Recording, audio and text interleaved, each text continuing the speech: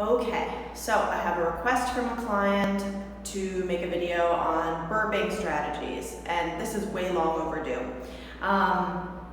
This is totally something that parents struggle with, and I think the reason why is because people think burping is about the act of hitting a baby on the back, and so then they're really gentle. But the truth is, it's not about hitting the baby harder on the back, which I think is what they hear when we're trying to get them to change their strategy.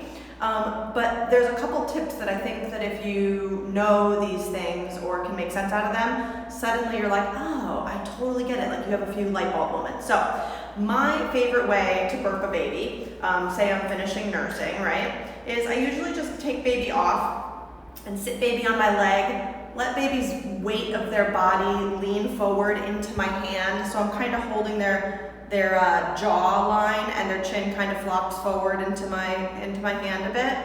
And of course, this baby doll, doesn't do that as easily as a real baby. So this is actually easier in real life.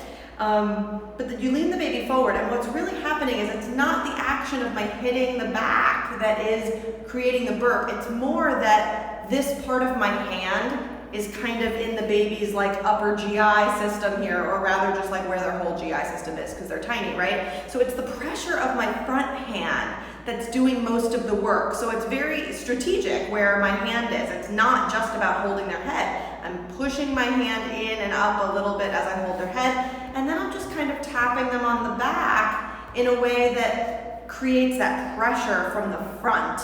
So if I don't get a burp like this, I often pick baby up, and in the act of picking them up, the weight of their body kind of pulling down, just gravity, seems to be the moment where the burp comes out. Like that happens all the time, like big burp while you're changing positions.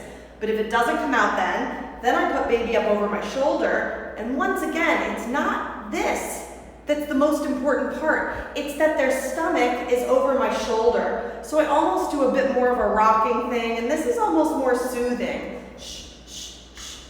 Kind of motions, right? And I do a lot of this, and of course the baby's head would be dangling down a little more than this model is. But basically, between that first position, the transition, and this, I almost always get a burp. And if I don't, like, no big deal. It wasn't meant to be. And sometimes when you take the baby off, that's when the burp comes, right? So they're not robots. They're not gonna do it just because you want them to, because you think they need to, but we wanna give them the opportunity to burp, right? I hope that helps.